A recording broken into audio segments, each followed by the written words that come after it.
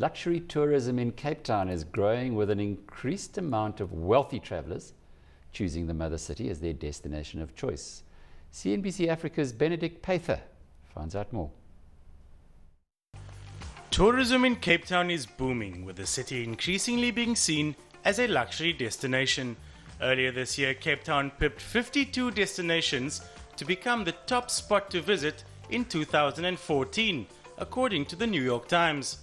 It's estimated that luxury tourists contribute half of the 18 billion rand the city makes from tourism every year. I think Cape Town itself is, it's been on every bucket list and every performance monitor, every tourism originating space has sort of come out with some kind of study that Cape Town is the place that people want to visit. So because of that, I think you're seeing a lot more investment into it. And we have for a long time had a fairly good luxury platform to operate with, their existing investment. But it is definitely part of our market and a very substantial part of our market. Cape Town has seen both domestic and international tourists picking up. According to a statement by Alan Winder, international visitors to Cape Town in December 2013 rose by 6.7% in comparison to the same month the previous year. The cheap rand appears to be playing a role in driving tourism. In 2013, the rand depreciated by 19% against the dollar and a whopping 26% against the pound. A lot of growth are coming out of Asia and Latin America, even Russia. And we also see a lot of travel increase coming from the African continent as well. So I believe that we reap the reward of the exchange rate, but what that also brings us a new audience that has not seen our destination before.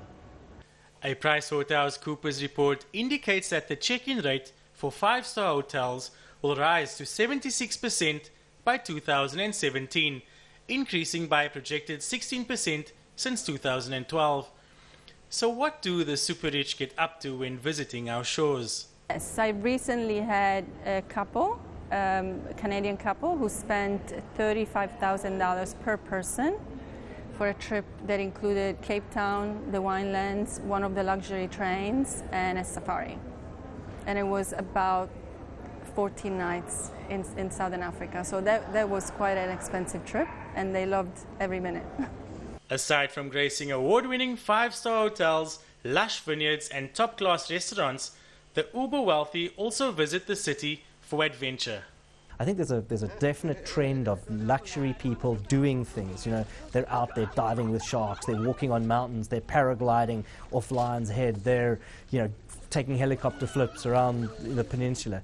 I think luxury as a category has moved. It's there's almost an anti-pampering movement going on, I suspect, where people are out there doing things, and that's great. And Cape Town is, it's probably one of the best destinations in the world for that. While tourism plays a significant role in Cape Town's economic growth, employing around 150,000 people, industry leaders admit that it needs to benefit the less fortunate.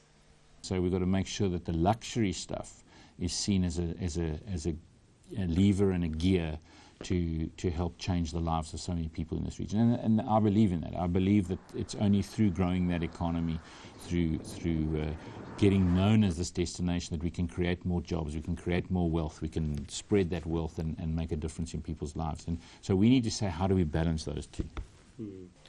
Whether you're a thrill seeker or in need of some pampering, Cape Town remains a popular destination for visitors from around the globe.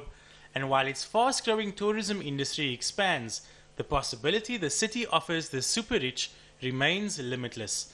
Benedict, CNBC Africa, Cape Town.